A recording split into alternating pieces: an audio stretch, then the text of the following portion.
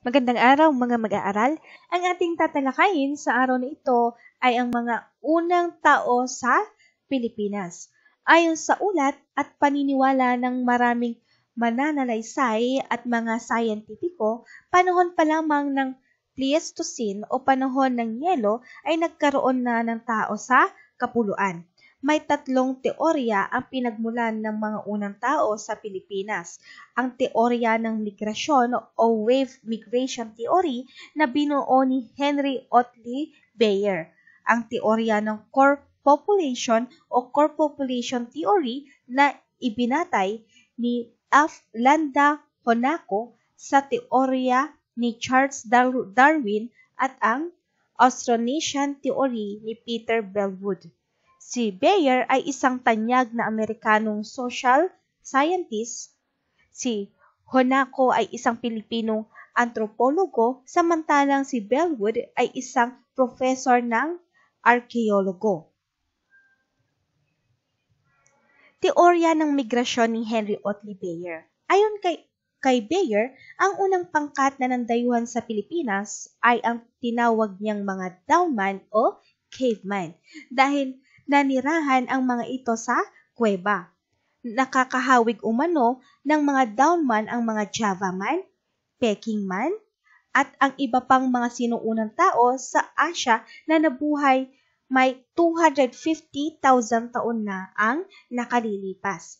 Walang kaalaman sa agrikultura ang mga downman at nabuhay lamang sa pangangaso at pangingisda. Naniniwala si Beyer na nakarating ang mga ito sa Pilipinas sa pamamagitan ng mga tulay na lupa dahil sa paghahanap ng mga pagkain nila. Nang maubos ang pinagkukunan nila ng makakain, lumipat sila ng ibang lugar. Binubuo naman ng mga pigmy ang ikalawang pandarayuhan. Sila ay may maitim na balat, bilog ang mga mata, kulot na kulot ang nabuhok at ilong na hindi matangos. Ang mga ito ay tinatawag na Aita, Agta o Negrito. Naniniwala ang mga eksperto na mahigit 30,000 taon na ang nakakalipas nang marating nila ang Palawan, Mindoro at Mindanao sa pamamagitan ng tulay na lupa.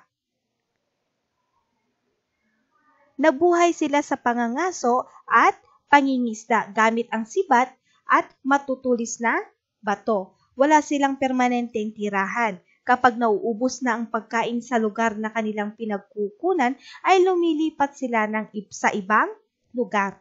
Nasa kapuluan na ang mga Aita nang lumubog ang mga tulay na lupa.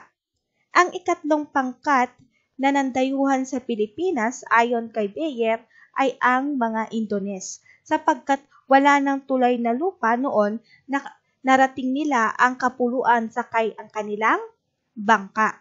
Di tulad ng mga Aita, ang mga Indones ay sibilisado. Mayroon na silang kaalaman sa agrikultura kaya't nakapagtatanim na sila ng mga halamang maaaring kainin at makapag-alaga na ng mga hayop. Ang kanilang mga kasangkapan at sandata ay karaniwang yari sa pinakilis na bato. Dalawang pangkat ng Indones ang dumating sa Pilipinas. Ang unang pangkat ay mapuputi, matatangkad, balingkinitan ang katawan, matangos ang ilong at manipis na labi. Ang pangalawang pangkat ay may itim, may malaking pangangatawan, makakapal na labi, malalaking panga at bilugang mga mata. Sa lahing ito nagmula ang mga ninuno nating gumawa sa mga rice terraces sa Cordillera.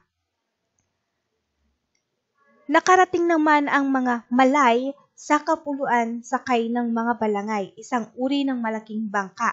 Mahigit 2,000 taon na ang nakalipas. Ang mga Malay ay kulay kayumanggi, may katamtamang taas, tuwid na buhok, sarat na ilong, mas mataas ang mga antas ng kanilang pamumuhay kaysa sa mga Indones. May kaalaman na sila sa paggamit ng patubig sa pagsasaka. Marunong na rin silang magmina, maglusaw ng metal at maghabi ng tela. Mayroon na silang batas na sinusunod at may kaalaman na sila sa sining, agham at panitikan. Hanggang dito na lamang ang ating talakayan sa araw na ito. Naway marami kayong natutunan sa ating aralin. Maraming salamat!